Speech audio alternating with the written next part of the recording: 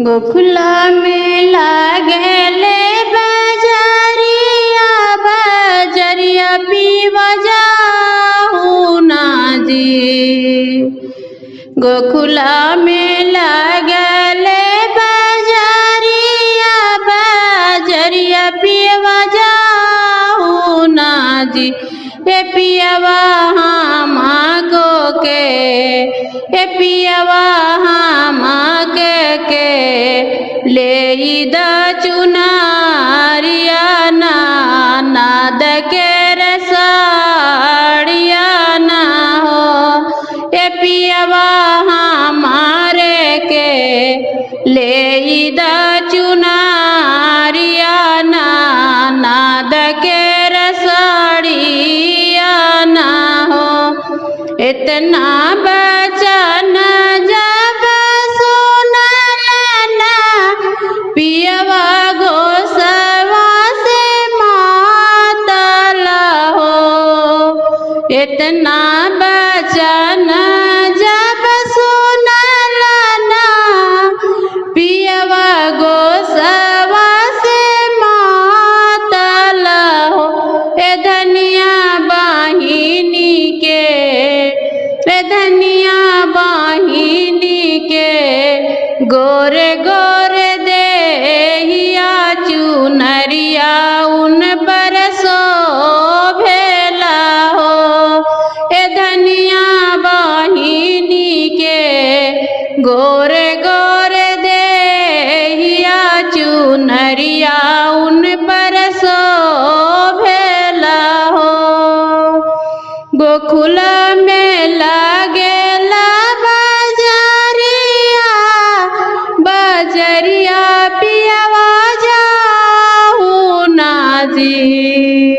ए पियवा ले हो हमर पलंगवा नाद के खटोलवा ना हो। ए पियवा ले हो हमर पलंगवा नाद के खटोलवा ना हो।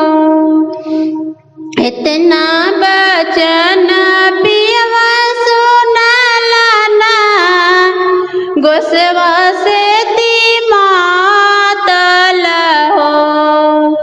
इतना बचन जब सुनल ना गोसवा से मातल हो। ए धनिया बहिनी के लांबी लांबी के सिया पलंग बीच शोभेला हो। ए धनिया बहिनी के लांबी लांबी के सिया पलंग बीच शोभेला हो। मथुरा में लागेला बजरिया बजरिया पियवा जाऊ ना हो। गोखुला में लागेला बजरिया बजरिया पियवा जाऊ ना जी। ए पियवा ले हो हमरो ले बेटवा नाद के बेटिया ना हो। ए पियवा ले हो हमरो के बेटवा नाद के बेटिया ना हो। इतना बचन जब सुनल ना पियवा गोसवा से मातल हो।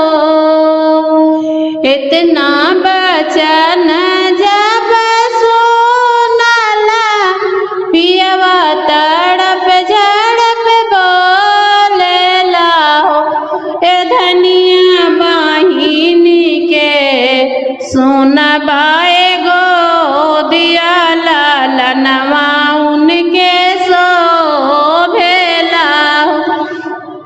ए धनिया बहिनी के सुन बाए गो दिया लालनवा उनके सो भेला हो। ए पियवा गो खुला में लागेला बजारिया बजरिया पियवा जाहू ना हो। ए पियवा गो खुला में लागेला बजारिया बजरिया तू जा